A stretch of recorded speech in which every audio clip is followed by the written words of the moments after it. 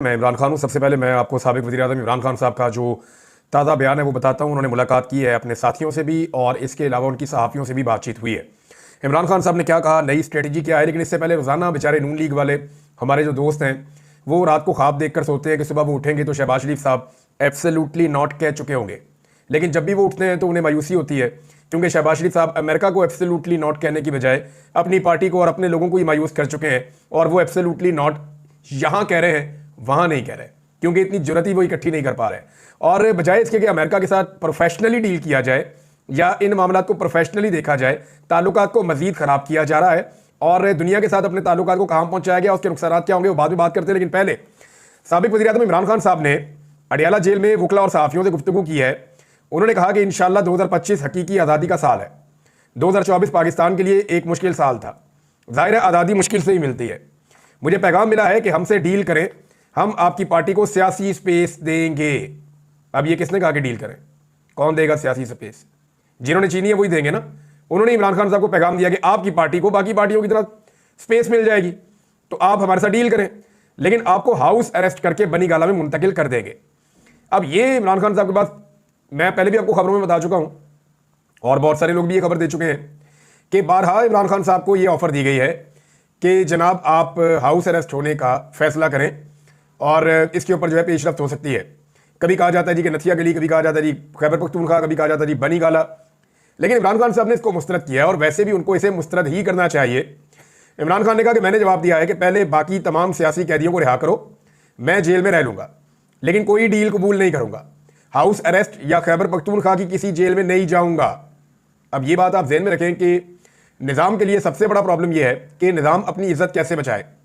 निज़ाम जो कल तक बड़ा अग्रेसिव था, बड़ा जारहाना था, पूरा का पूरा जो एस्टेब्लिशमेंट और हुकूमत का स्ट्रक्चर है, उन्होंने इमरान खान पे पीटीआई पे हमला किया हुआ था। अब मार मार के उन्होंने सारी कोशिशें करके देख ली हैं। बिलाखिर उनकी हालत यह है कि अब वो इमरान खान को छोड़ना चाहते हैं और समझ नहीं आ रही कि कैसे छोड़ें। लेकिन इमरान खान अगर हाउस अरेस्ट हो जाते हैं या खैबर पख्तूनख्वा की किसी जेल में चले जाते हैं या कोई फेवर ले लेते हैं इस निज़ाम से, तो वो बात नहीं बनेगी। अब अगर इमरान खान साहब को रिहा किया जाता है जेल से, तो इमाम खुमैनी टाइप का इमरान खान साहब का पाकिस्तान में इस्तकबाल होगा। इस खित्ते में लोग सारे इस्तकबाल भूल जाएंगे। अब इतना बड़ा इस्तकबाल अगर इमरान खान का होगा तो वो पाकिस्तान का क्या खित्ते का सबसे बड़ा प्लेयर बन जाएगा। और फिर सबको पता है कि फिर इलेक्शन जीतने के बाद इमरान खान साहब इक़्तिदार में भी आ जाएंगे और बहुत सारी चीज़ें बहुत सारे लोगों को फेस भी करनी पड़ेंगी। अब सिस्टम इस वक्त क्या सोच रहा है कि इमरान खान साहब को छोड़ना तो पड़ेगा, मैक्सिमम 1-2 महीने अंदर रखा जा सकता है, इससे ज़्यादा अब नहीं रखा जा सकता। अगर आप केसेस के मामले में देखें तो मैं पहले दिन से कह रहा हूं कि अगर इमरान खान साहब को इंसाफ के नुक्ता नजर से छोड़ना है तो वो तो उनको अगस्त में छूट जाना चाहिए था, जब केसेस खत्म हो गए थे। सितंबर में छूट जाते और सबका ये अंदाजा था कि अगर इंसाफ और कानून पे चलेंगे तो छूट जाएंगे। लेकिन साल खत्म होने को आया, इमरान खान साहब नहीं छूटे, तो इंसाफ तो होना नहीं है। अब मामला आ गया इस बात पे कि दबाव कितना पड़ता है, तो दबाव इस हुकूमत के ऊपर बहुत ज्यादा पड़ गया है। फरवरी से ऑनवर्ड एक बहुत बड़ा दबाव मजीद आएगा, वो मैं आपको आगे चल के और वीलॉग में बताऊंगा। अब मामला यह है कि निजाम इमरान खान को छोड़ना चाहता है, लेकिन ऐसे कि इमरान खान साहब का असर कम हो। मुमकिन है कि जैसे ही इमरान खान साहब की अचानक बेल हो, एक ही दिन में रोप कारें और सारी चीजें हो जाएं और फौरी तौर पे अडियाला जेल में हेलीकॉप्टर पहुंचाया जाए कि खान साहब बैठे, आपको फौरन घर पहुंचाना है, तो क्या इमरान खान साहब ये बात मान लेंगे? तो इमरान खान साहब के सामने बहुत सारी ऑप्शन रखी जा रही है, उनके साथियों को भी एंगेज किया जा रहा है। पूरा सिस्टम ये सोच रहा है कि एक आदमी का कदम ने इतना बड़ा कर दिया है कि हम सारे इसके सामने बोने बन गए छोटे छोटे, चाहे वो इदारों में बैठी हुई शख्सियात हैं, चाहे वो हुकूमतों में बैठी हुई शख्सियात हैं, चाहे वो पाकिस्तान के अंदर या बाहर बैठी हुई शख्सियात हैं, वो सब इमरान खान के सामने अपने आप को अब बोना समझते हैं। इतना बड़ा कद अल्लाह ताला ने इमरान खान को दे दिया और इमरान खान ने इस्तकामत के साथ अल्लाह ताला से ये तोहफा हासिल किया है। अब आगे इमरान खान साहब कह रहे हैं कि अपनी कौम से कहता हूं कि आपने घबराना नहीं है, आपका कप्तान डटा हुआ है। मैं अपने समंदर पार पाकिस्तानियों से कहूंगा कि तरसीलात ज़र के बाइकआउट की मुहिम में शामिल हों। अभी हमारे मुतालबात के हवाले से कमेटी ही खेला जा रहा है, ताहम अगर मुज़ाकरात से मुस्बत नताइज आए तो तरसीलात ज़र के बाइकआउट की मुहिम रोक दी जाएगी। ये हकीकी आज़ादी और जमहूरियत की बहाली के लिए एक एहतजाज है। अगर कानून की हुक्मरानी होती तो मुल्क में सरमायाकारी आती और मईशत संभल जाती, मगर इस पर कोई तवज्जो नहीं दी गई। सरमायादार अपना सरमाया निकाल रहे हैं और कारखाने बंद हो रहे हैं। मिलिट्री कोर्ट में 9 मई से मुताल्लिक अपनी मर्जी के ट्रायल किए गए। ओपन कोर्ट में ट्रायल चलाए जाते तो 9 मई की वीडियो फुटेज देनी पड़ती। 18 मार्च 2023 को मेरे ऊपर जुडिशल कम्प्लेक्स इस्लामाबाद में हमले की वीडियो का रिकॉर्ड दानिस्ता तौर पर गायब कर दिया गया। शफाफ ट्रायल शहरियों का बुनियादी हक है। फौजी अदालतों में मुकदमात चलाने से शहरियों के बुनियादी हकूक सलब हुए और बैनुल अक़वामी सतह पर पाकिस्तान की शदीद सुबकी हुई है। आईनी अदालत इसलिए बनाई गई है ताकि कादी फ़ायद ईसा की तरह ही उनसे काम लिया जा सके। खुफिया इदारों का असल काम सरहदों का तहफ़्फ़ुज़ और दहशतगर्दी से बचाव है। अगर वो पॉलिटिकल इंजीनियरिंग और तहरीक इंसाफ को तोड़ने में लगे रहेंगे तो सरहदों का तहफ़्फ़ुज़ कौन करेगा? अपनी पॉलिसी का दोबारा जायजा लें। अफगानिस्तान पर 2 दफ़ा बमबारी की गई है। पहले दावा किया गया था कि महाजरीन को ज़बरदस्ती वापस भेजने से दहशतगर्दी कम होगी, मगर इस तरीक़ाकार से नफरत मजीद बढ़ी है, जो इलाकाई अमन व अमान के लिए ठीक नहीं है। बिलावल जब वज़ीर ख़ारजा बना तो एक बार भी अफगानिस्तान नहीं गया, जो कि एक तरजीह होना चाहिए था। मैंने जनरल बाजवा से भी कहा था कि अफगानिस्तान से अमरीकी इनखला के बाद हालात ऐसे नहीं हैं कि ISI चीफ जनरल फैज़ हमीद को फौरी तौर पर तब्दील किया जाए, लेकिन वो सारे फैसले पाकिस्तान की बजाय अपनी तौसीक़ के मनसूबे के लिए कर रहा था, जिसका पाकिस्तान को नुकसान हुआ और दहशतगर्दी में इजाफा हुआ। ये इमरान खान का स्टेटमेंट है। उनकी पार्टी के लोग जो उन्हें मिलकर आए, मुज़ाकराती कमेटी जो है उसको इजाज़त दी गई। ऐसा माजी में कभी नहीं हुआ। अब जो कमेटी है वो पूरी की पूरी गई, जाकर उन्होंने इमरान खान साहब से मुलाकात की। इसका मतलब है निज़ाम को इस बात की समझ आ गई है कि इमरान खान को मजीद अब अंदर रखना उनके बस में नहीं है। अब वो कोई ना कोई रास्ता निकाल रहे हैं कि इमरान खान को स्मूथ तरीके से बाहर निकाला जाए, जिसमें जो मौजूदा पॉलिटिकल पार्टीज जिनको इक़्तिदार में ज़बरदस्ती बिठाया गया है उन्हें, और जो पाकिस्तान की एस्टेब्लिशमेंट है उन्हें कम से कम डैमेज और नुकसान हो, और इमरान खान साहब को किसी ऐसी बात पर लाया जाए जिसमें कुछ ना कुछ करके उन्हें भी कुछ ना कुछ मिल जाए, यानी जो इमरान खान के पॉलिटिकल अपोनेंट हैं वो ज़्यादा अदम तहफ़्फ़ुज़ का शिकार ना हो। इन लोगों ने बाहर आके जो 2 बड़ी अहम बातें बताई, उनमें एक तो यह है कि इमरान खान ने अपने ऊपर होने वाले कातलाना हमले और जो उनके साथ रवा रखे जाने वाला बदतरीन सलूक है उसके लिए इमरान खान ने आम माफ़ी का ऐलान किया, लेकिन for the sake of Pakistan.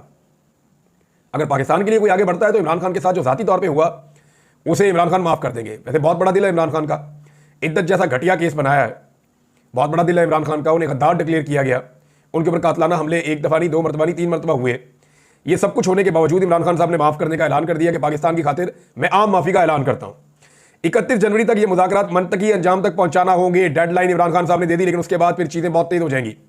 तो 31 तारीख की जो डेडलाइन है वो भी इमरान खान साहब की तरफ आना, उनकी जानिब से सामने आ जाना, ये एक बड़ी अहम डेवलपमेंट है। अच्छा जी, एक डेवलपमेंट और है, ये बहुत इंपॉर्टेंट है, और ये डेवलपमेंट है जो फौजी अदालतें हैं उन्होंने पहले 20 सज़ाएँ फिर 25 सज़ाएँ यानी 55 सज़ाएँ पहले दी थी और अब 60 सज़ाएँ मजीद दे दी हैं। और ये मुझे ऐसा लगता है कि बड़ी उजलत में बहुत जल्दी जल्दी हुआ है। ये जो सज़ाएँ सुनाई गई हैं इनकी तफसील ये है कि इमरान खान साहब के जो भांजे हैं हसन नियाज़ी साहब, और उनको सज़ा सुनाई गई है 10 साल की, और उनके अलावा किसी को 5 साल, किसी को 7 साल, किसी को 6 साल, किसी को 2 साल, इस तरह ये सबको सज़ाएँ सुना दी गई। 60 मजीद कैदी जो फौजी हिरासत में थे उन्हें ये सज़ाएँ सुना दी गई हैं। अब मामला ये है कि फौजी अदालतों की सज़ाएँ पूरी दुनिया के अंदर नहीं मानी जाती, यानी कोई इदारा कैसे सिविलियंस को सज़ा दे सकता है। पाकिस्तान का जो सबसे मजबूत और सुप्रीम इदारा है वो पार्लियामेंट है। पार्लियामेंट के बाद ये इख्तियार नहीं है कि वो किसी को सज़ा सुना सके, तो फिर एक इदारा फौज कैसे सज़ा सुना सकता है?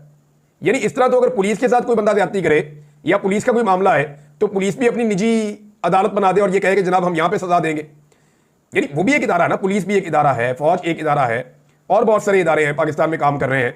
तो इस तरह हर इदारे की अपनी अलग अदालत होनी चाहिए जिसके अंदर वो फैसले करे। देखिए, इंटरनल कोड ऑफ कंडक्ट के हवाले से पूरा एक सिस्टम होता है, हर इदारे के अपने रूल्स होते हैं जिनके मुताबिक उनके अंदर फैसले किए जाते हैं, और वो ट्रिब्यूनल्स बनते हैं, बाद अदालतें बनती हैं, हर एक का अलग अलग नाम होता है।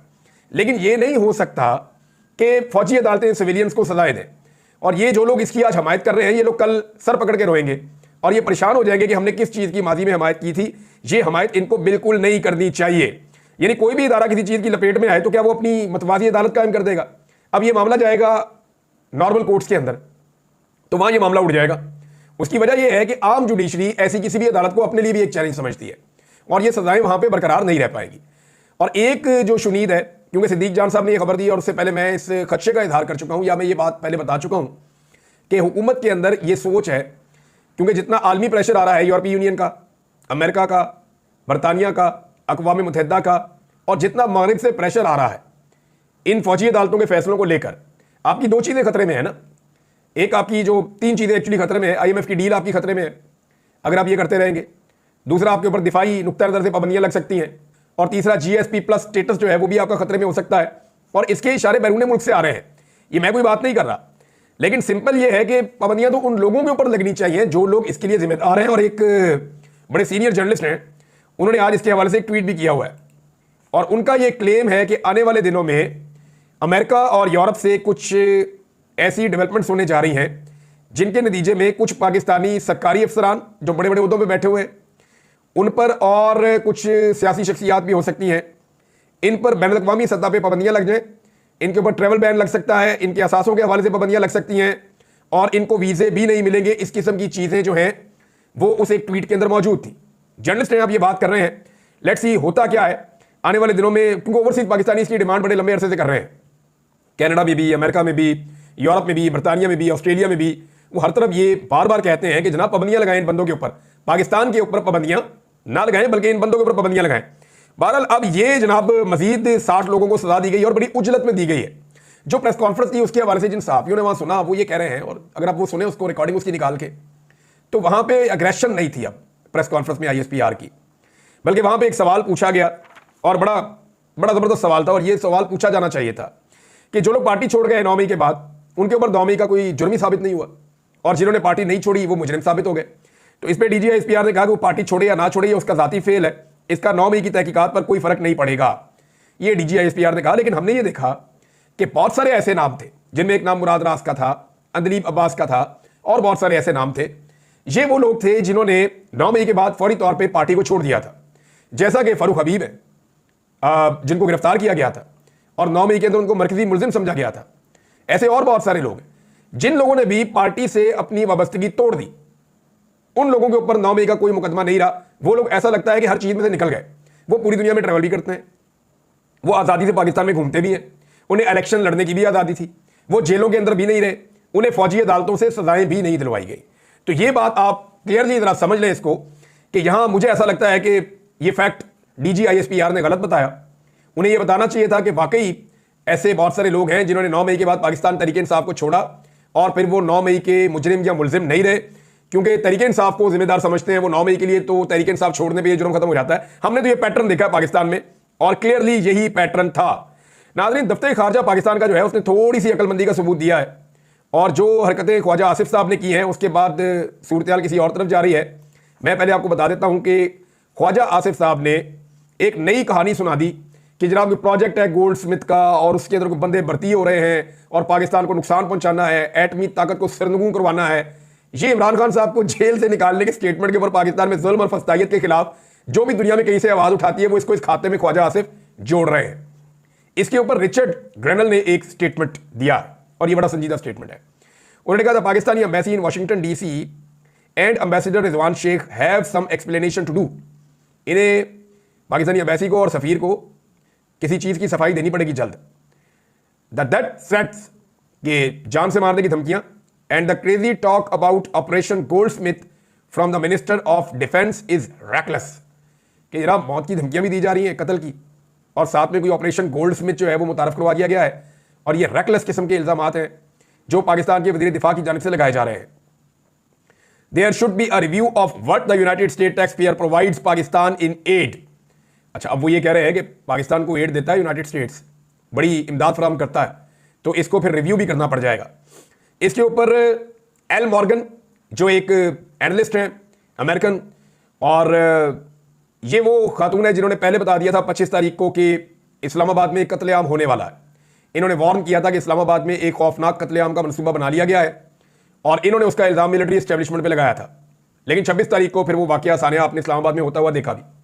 वो कहती है जी United States is the largest contributor to IMF funds. अब वो IMF की बात करें कि IMF का सबसे बड़ा कंट्रीब्यूटर अमेरिका है और IMF को रिव्यू करना चाहिए कि जो $7 अरब बेल आउट पैकेज उन्होंने पाकिस्तान को दिया है और जो अगली इसकी किस्त है उस हवाले से इनको IMF को तब तक फैसला नहीं करना चाहिए जब तक कि इमरान खान और सारे जो सियासी कैदी हैं उन्हें रिहा ना कर दिया जाए और पाकिस्तान में फ्री एंड फेयर इलेक्शन के साथ इसको मशरूत किया जाए, इमदाद को और बेल आउट पैकेज को।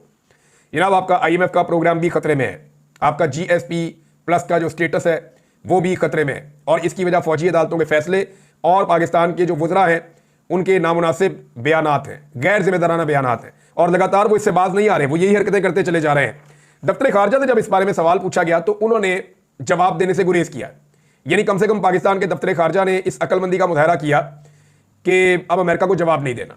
यानी उन्होंने ये सोच लिया है कि अमेरिका को जवाब देके फंसने वाली बात है, गुनाह हमारा, गलतियां हमारी, जुर्म हमारा, हमने बंदे मार दिए डी चौक के अंदर, हमने इलेक्शन चोरी कर लिया पाकिस्तान के अंदर, हमने पाकिस्तान में जुल्म का, जबर का, फसायत का बाजार गर्म कर दिया, हमने एक पॉलिटिकल पार्टी से उसका बल्ले का निशानी छीन लिया, हमने एक पॉलिटिकल पार्टी के लीडर के ऊपर 200 मुकदमे डाल के उसको जेल के अंदर बंद कर दिया, हमने उसके ऊपर इद्दत जैसा घटिया केस बना दिया, हमने खवातीन और बच्चों को अगवा कर लिया, हमने जबरी तौर पे बेशुमार लोगों को लापता किया, शायरों को और सहाफियों तक को हमने दीवार के साथ लगा दिया, हमने कोई चीज पाकिस्तान में सही चलती हुई नहीं छोड़ी।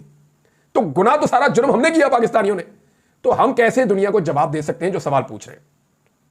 देखिए, ख्वाजा आसिफ वगैरह या बाकी लोग जो हैं वो हल्की हल्की आवाज निकालते हैं कि पाकिस्तान के अंदरूनी मामला है, इनमें मुदाखलत ना की जाए। लेकिन मैं एक चीज क्लियरली आपको बताऊं कि इंसानी हुकूक कभी भी किसी मुल्क का अंदरूनी मामला नहीं होता। अंदरूनी मामला होता है कि अवाम ने जिसको वोट दिया वही मुंतखब होकर आ जाए। अंदरूनी मामले का जवाब तब देना था जब साइफर आया था और कहा गया था कि इसको निकालो, नहीं तो तुम्हें नताइज बर्दाश्त करने पड़ेंगे। यह था अंदरूनी मामला जिसके ऊपर कोई नहीं बोला। इंसानी हुकूक किसी भी मुल्क का अंदरूनी मामला नहीं होता। अमेरिका के अंदर किसी के साथ जुल्म होगा, हम आवाज उठाएंगे। अमेरिका की वजह से दुनिया में जितना खून खराबा हुआ उसके ऊपर हमने आवाज उठाई है। अब अमेरिका तो नहीं कह सकता हमारा अंदरूनी मामला है, आप इसके ऊपर बात ना करें। जो अमेरिका में जॉर्ज फ्लॉयड के साथ हुआ या जो सियाफा अमरीकियों के साथ एक दौर में मामला रहा, उसके ऊपर मैंने भी वीडियोस बनाई है। हम कर सकते हैं, गजा के ऊपर बात कर सकते हैं, शाम के ऊपर बात कर सकते हैं, इराक के ऊपर हम बात करते हैं, अफगानिस्तान के ऊपर हम बात करते हैं, कश्मीर के ऊपर हम बात करते हैं, म्यांमार के ऊपर हम बात करते हैं। तो पूरी दुनिया में जहां पे भी जुल्म और जबर होता है उसके ऊपर हम बात करते हैं। तो वो उस मुल्क का अंदरूनी मामला नहीं होता। इंसानी हुकूक का मामला इंसानी मामला है और इसके ऊपर अक़वाम मुत्तहिदा के चार्टर के अंदर बाकायदा